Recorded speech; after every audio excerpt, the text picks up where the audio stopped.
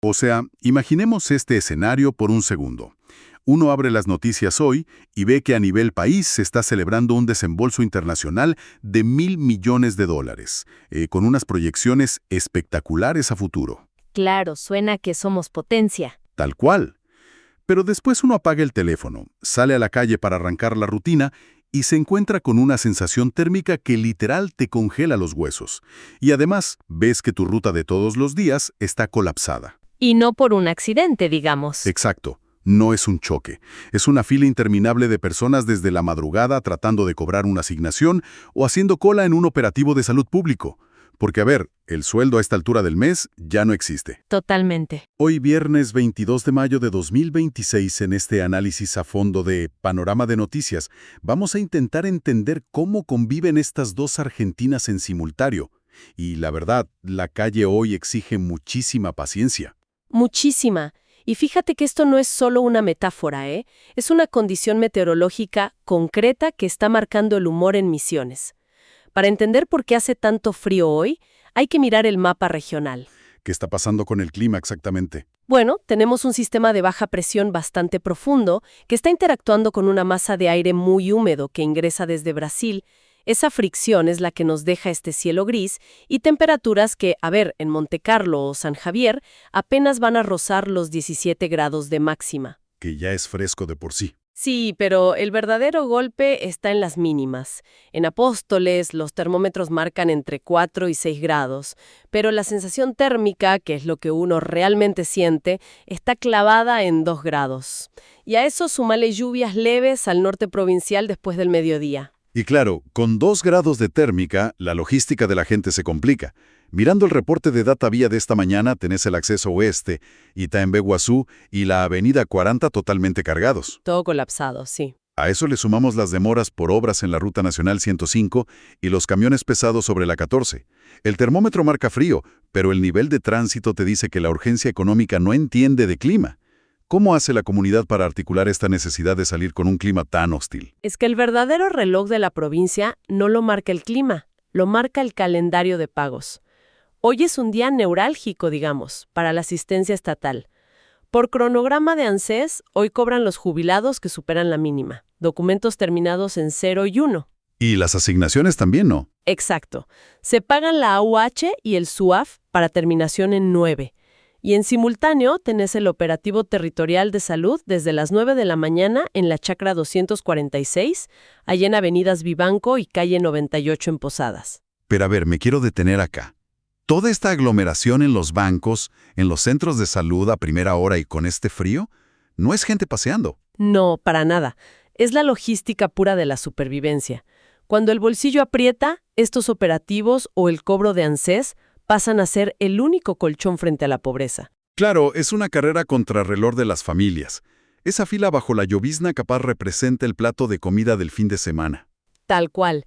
Esa fricción constante entre la necesidad ineludible y un entorno hostil es lo que define hoy la calle. Y esa misma necesidad de sostenerse nos lleva directo a los conflictos productivos acá en Misiones, porque la provincia está sostenida sobre dos protestas clave que están al rojo vivo, o sea, el surco de la hierba y las aulas. Dos sectores fundamentales. Por un lado tenemos a los productores hierbateros y tareferos que viajaron directamente al Congreso Nacional, convocados por diputados como Julia Estrada y Luis Basterra. Están exigiendo la restitución de las facultades regulatorias del INIAM, el Instituto Nacional de la Yerba Mate. Sí, y ese viaje no es algo simbólico, ¿eh? Es un intento desesperado por no fundirse. A ver, expliquemos bien esto. Cuando decimos facultades regulatorias, suena medio a burocracia. ¿Qué es lo que cambió en la práctica para el productor? Bueno, el mercado de la hierba es asimétrico. Tenés miles de pequeños productores y del otro lado un puñado de grandes secaderos. Antes, el INIM funcionaba como un árbitro que fijaba un precio mínimo de referencia. Un piso que te garantizaba cubrir costos. Exacto. Ese piso permitía pagarle al tarefero, que es el eslabón más vulnerable. Al quitarle al INIM esa facultad, el productor primario queda a merced de lo que la gran industria le quiera pagar. Si te pagan por debajo del costo, se precariza toda la cadena. Claro, es como jugar un partido donde un equipo tiene 20 jugadores y el otro 5, y encima le sacas al árbitro. Y esto se conecta muchísimo con el otro frente, el docente. Sí, el Frente de Trabajadores de la Educación en Lucha. Exacto. Estuvieron marchando hacia la legislatura en Posadas, y hay un nivel de tensión fuerte. Mónica Gurina, de la CTA Autónoma, que viene de ser condenada a 10 meses de prisión en suspenso por protestas anteriores, dijo literal que no van a bajar los brazos aunque los lleven presos. Es un límite muy delicado. Llegar al punto donde reclamar un salario te roza lo penal, marca que la situación no da para más. Totalmente. Y la raíz de todo esto, tanto del tarefero como del docente, termina siendo la pérdida tremenda del poder adquisitivo. Y acá es donde, la palabra inflación nos obliga a mirar la macroeconomía nacional. Uf, la gran disonancia de este momento. Tal cual, la disonancia cognitiva es brutal. Hay dos relatos paralelos. Por un lado, vemos al presidente Javier Milei celebrando que bajó retenciones al trigo y la cebada del 7,5% al 5,5% y prometiendo lo mismo para la soja en 2027 si lo reeligen. Todo apuntando a la exportación. Exacto. Pero además, hace estas declaraciones muy de su estilo, diciendo que su gobierno es como los Rolling Stones o Gardel con guitarra eléctrica. Celebra un nuevo desembolso del Fondo Monetario por 1,000 millones y afirma que sacaron de la pobreza a 14 millones de personas. Pero del otro lado tenés los datos crudos del consumo, ¿eh? La realidad de la calle muestra un escenario totalmente opuesto. A ver, ¿qué dicen los informes de la calle? El portal de empleo Boomerang publicó un informe durísimo. A 7 de cada 10 trabajadores, el sueldo no les rinde más allá de la segunda semana del mes. La segunda semana. O sea, el día 14 ya no hay plata. Y es peor, porque un 28% agota el salario apenas lo cobra. Lo usan casi íntegro para tapar deudas financieras que traen del mes anterior. Claro, acá hay una brecha temporal que cuesta entender. Es como ir a 120 por hora festejando el superávit, pero con el freno de mano puesto, porque la gente está quebrada el día 3 del mes. ¿Cómo se explica esa tensión? Los economistas lo explican por el tiempo que tardan en impactar estas políticas. La macroeconomía, digamos, el riesgo país o el equilibrio fiscal, se acomoda rápido si recortas el gasto público y liberas precios. Pero ese recorte cae directo en la factura de luz. Exactamente. Recae sobre áreas que antes subsidiaban la vida cotidiana. Entonces, mientras el balance del Estado mejora y se celebra con el FMI, el balance de las familias empeora drásticamente. Y la asfixia se ve en los precios básicos. Según la consultora LSG, solo en una semana de mayo, la carne subió 4,5% y las verduras 7,7%. Encima la inflación mayorista dio 5,2%, traccionada por combustibles. Y si miras el mapa productivo del interior, es dramático. Tal cual. Tenemos el caso de Santa Fe. La empresa Adient, que fabricaba butacas para General Motors, cierra su planta. Dejan a la gente en la calle para reemplazar esa producción con importaciones de Brasil. Es que ese es el ejemplo perfecto de una apertura económica sin protección industrial. Al liberar importaciones y el tipo de cambio, a las multinacionales les resulta más barato traer la pieza terminada de Brasil que mantener una fábrica acá con los costos operativos disparados y las tarifas por las nubes. Claro. A nivel macro global es eficiente, pero a nivel local te deja un tendal de desocupados. Y no son solo multinacionales. En Tucumán advierten que ya cerraron unas 50 panaderías en lo que va del año. ¿50 panaderías? Es muchísimo. Porque producir el kilo de pan requiere un precio de venta de 3,000 pesos para cubrir costos. Y en el mostrador, directamente no hay bolsillo que lo pague. A eso sumale los tarifazos brutales. En Chaco, por ejemplo, había una promesa de tope de aumento del 5% en la luz, y la gente denuncia subas del 88% en las boletas. Y encima, a nivel nacional, avanza el recorte de subsidios por zona fría. Expliquemos un poco eso. Uno escucha zona fría y parece un tecnicismo, pero afecta desde el interior bonaerense hasta Salta, en plena ola polar. Claro, es que no era un lujo, era un mecanismo compensatorio vital. Hay regiones donde prender una estufa no es confort, es evitar la hipotermia. El Estado compensaba ese costo geográfico. Y al quitarlo, la gente absorbe todo el golpe. Exacto. Si tenés al 28% agotando el sueldo apenas cobra, enfrentar una boleta de gas sin subsidio en invierno los empuja directo a la indigencia energética o a endeudarse más. Es tremendo. Y mientras hablamos de tarifas y panaderías, el Estado sigue tomando decisiones pesadas a largo plazo. Por ejemplo, el juez federal Daniel Rafecas acaba de rechazar los amparos para frenar la licitación de la hidrovía Paraná-Paraguay. Un tema estratégico, sin duda. Le allana el camino a la firma belga Handenul para quedarse con la concesión por 25 años. ¿Por qué esto es tan central, aunque pase desapercibido en el día a día? Porque la hidrovía es el sistema circulatorio del comercio exterior. Por ahí sale casi el 80% de la exportación agroindustrial. Dar una concesión a 25 años es definir la infraestructura logística del país hasta mitad de siglo. Es geopolítica pura. Y hablando de los juzgados, hay otras resoluciones que no podemos dejar pasar en este repaso. Por ejemplo, en la causa Cuadernos, el portero Julio César Silva admitió que mintió bajo amenazas en 2018 y que nunca vio bolsos con dinero. Un giro judicial muy fuerte. Totalmente. Además, la Cámara de Casación confirmó prisión perpetua para genocidas por los vuelos de la muerte. También condenaron al exjuez Araoz de la Madrid y a Amejino Escobar por encubrir el crimen de Mariano Ferreira.